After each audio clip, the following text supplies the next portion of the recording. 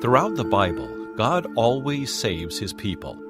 As part of God's big rescue plan, Israel grew from one family to a huge nation inside the country of Egypt. The Egyptians became afraid that the Israelites would try to take over the country, so they made the Israelites their slaves. The people of Israel were mistreated, and after hundreds of years, they cried out to God to send a Savior. God sent Moses, an Israelite who had been trained both in Pharaoh's courts and in the sheep fields of Midian. God knew his plans for Moses long before Moses was born, just like he knows his plans for each of us.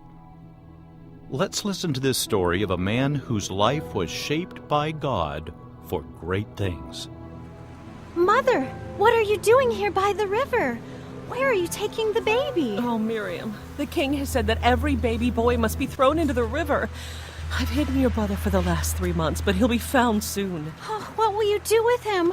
Oh, I hate the king, Mother. I hate him for treating us so harshly. Oh, my darling daughter.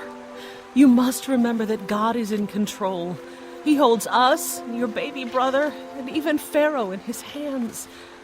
Now come, you must help me. Take this basket I've woven for him. I've sealed it with tar and with pitch. Oh, it's like a little boat for him. Exactly. Now, you must follow him, but keep your distance. Watch him from the reeds and see where the Lord will lead him. Yes, Mother. Oh, God of our father Abraham, take care of my child, that he might live for your service. Come, my servant, attend me. Oh, it's a beautiful day to relax and bathe in the Nile. As you wish, Your Highness. You know you don't need to stay here in the city. Remember, as the daughter of Pharaoh, you could command a fleet of ships to take you anywhere on the Nile that you desire. Indeed, I think I might. What's that in the reeds? Bring me that basket. It's a baby. Oh, this must be one of the Hebrew children. But now he is mine. Your Highness. Yes, child. Come, you may approach me. Oh, your baby is beautiful. Will you need a nurse for him? Oh, yes, I will. I know someone who can serve you and help raise the baby. Yes, go and get her. I will pay her for her help. I have a son who will be a prince among all men. Because he was drawn from the water, his name shall be Moses. Oh, my son, you are destined for great things. Moses grew up as an Egyptian prince, but he never forgot he was a Hebrew. One day he went out and saw how hard his people were forced to work. He saw an Egyptian beating a Hebrew, and he realized he just couldn't stand by and watch. Come on, old man. Put your back into it. Faster. Please, no! Stop it. What? Stop it. Leave that man alone.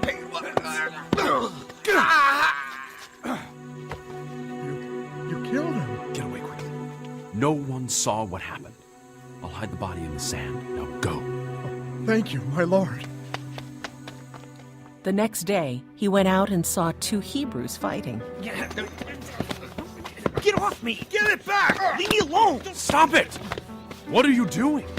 Why are you beating up one of your own people? Who put you in charge of us and made you our judge? Are you planning to kill me, just as you killed that Egyptian? Does everyone know what I've done? Pharaoh will certainly try to kill me now. Moses was right. Pharaoh did try to kill him.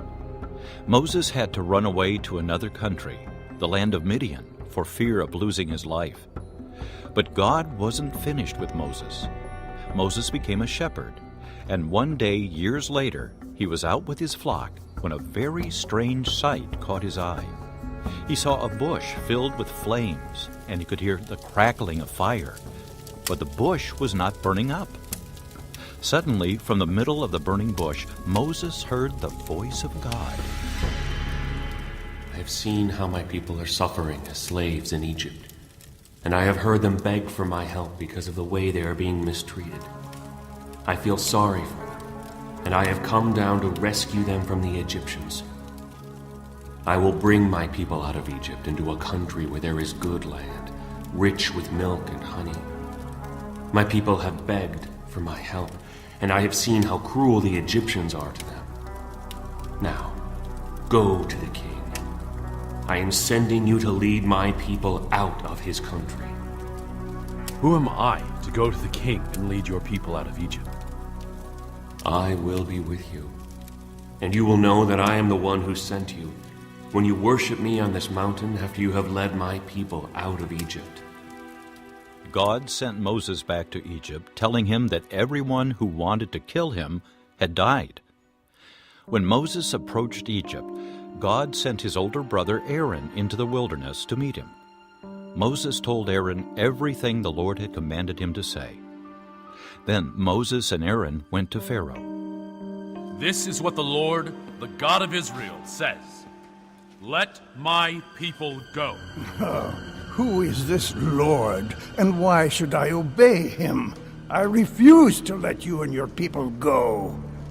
Pharaoh didn't want the Israelites to leave because then he would lose his slaves. So he denied God's demand and would not release the Hebrews. Because of Pharaoh's disobedience, God brought 10 plagues upon the people of Egypt. Before each one, Moses warned Pharaoh what would happen. Moses told him the disasters were being sent by God. But each time Pharaoh hardened his heart and refused to see that the God of Israel was much more powerful than any of the gods that the Egyptians worshipped. The water of the Nile will be changed to blood. No, I will not let Israel go free. The land will be covered with frogs. No, The air will be filled with gnats and flies. no, and no. Your animals will die, and your people will be covered with boils. I will not release Israel. Hail will destroy everything in its path. No, Locusts will ravage your crops. no. Darkness will descend over the whole land.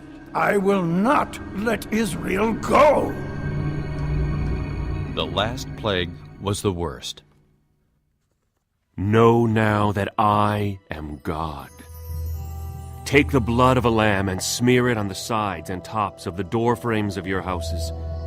I will pass through Egypt and kill the firstborn son in every family, and the firstborn male of all animals. I am the Lord, and I will punish the gods of Egypt.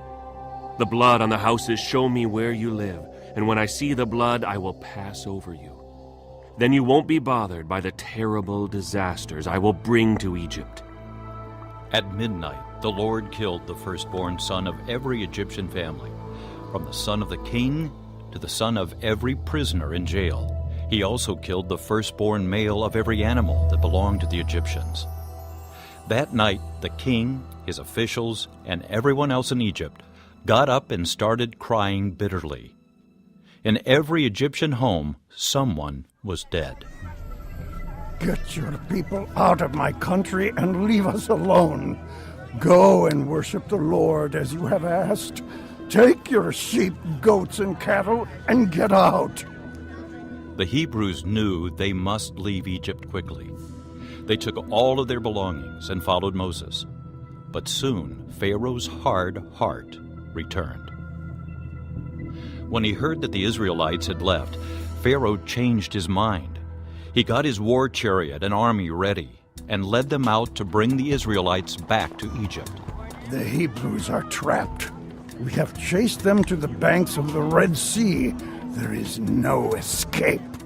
The Israelites were terrified and cried out to Moses. Wasn't there enough room in Egypt to bury us? Is that why you've brought us out here to die in the desert? Why'd you bring us out of Egypt anyway? While we were there, didn't we just tell you to leave us alone? We would rather be slaves in Egypt than die in this desert. Don't be afraid. Be brave, and you will see the Lord save you today. These Egyptians will never bother you again.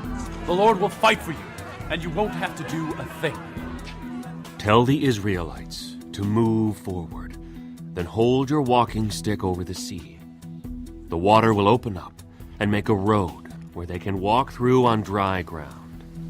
When Moses raised his hand over the sea, a miracle happened. The Lord sent a strong east wind that blew all night until there was dry land where the water had been. The sea opened up, and the Israelites walked through on dry land, with a wall of water on each side. When all the Israelites had reached the other side, the Lord spoke again to Moses. Stretch your arm toward the sea. The water will cover the Egyptians and their cavalry and chariots. Moses stretched out his arm, and at daybreak the water rushed toward the Egyptians. They tried to run away, but the Lord drowned them in the sea. God had once again saved his people. If you'd like to read more stories about God's people on their journey away from Egypt, they're in your Bible. Check out the books of Exodus, Leviticus, Numbers, and Deuteronomy in the Old Testament.